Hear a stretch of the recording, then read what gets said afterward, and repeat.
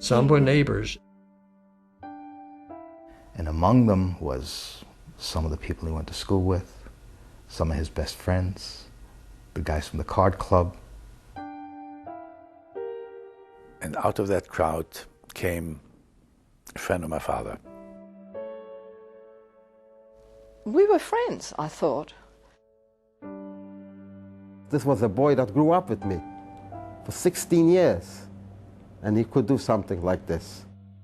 And that was my best friend. They were neighbors. The furniture and the glass was all in shatters. Everything was, my father's butcher store, the window was broken in and everything was demolished.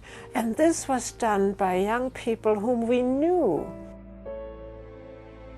After the Holocaust, many survivors recognized the roles of Adolf Hitler and other true believers.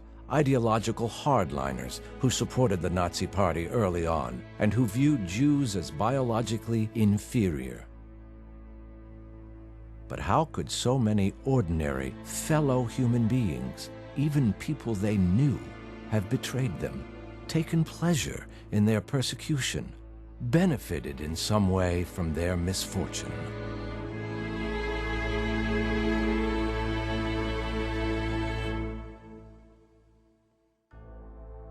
Before the Holocaust, Jewish life in Europe was diverse. In some places, especially in Central and Western Europe, many Jews were integrated into the larger society through school, the workplace, and other settings. In Eastern Europe, many of the millions of Jews who lived there resided in predominantly Jewish communities, meeting non-Jews through business and the marketplace. After the Nazis took power in Germany, the new regime's goal was to deprive Jews of their rights and livelihoods and force them to leave the Reich. During World War II, Germany conquered and directly ruled vast areas of Eastern Europe. The marking and isolation of Jews from non-Jews were first steps toward their destruction.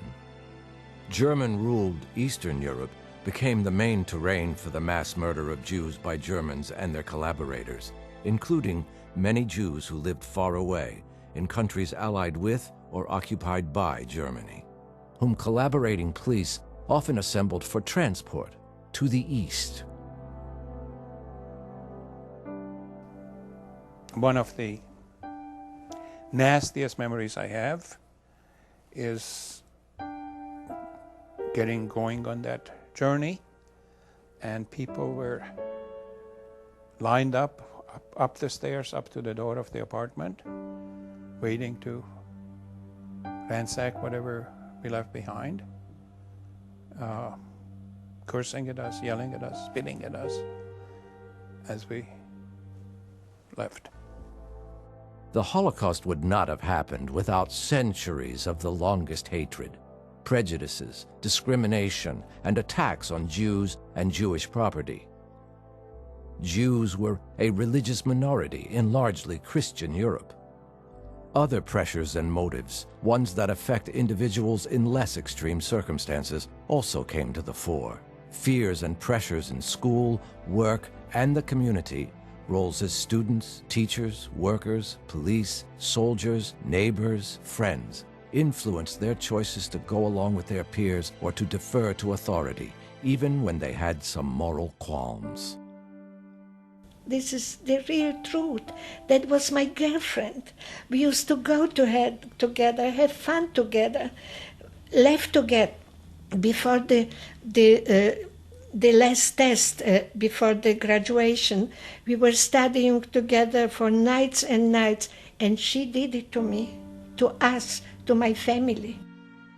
Many individuals also succumbed to pressures, risks, and age-old temptations. While it might be comforting to think that people were simply forced to do what they did, or that they were even brainwashed, examples of individuals who did help those in danger prove that people did have choices, even in the face of great risks and temptations. So Leo had a great deal of our possession at that point. And we went to Leo for food. I must impress upon you as to the character of Leo. Leo already had all the stuff that he could ever get from us, except maybe for some land. And all he had to do is tell us to get lost, and he would have never seen us again. He never did. He fed us all along.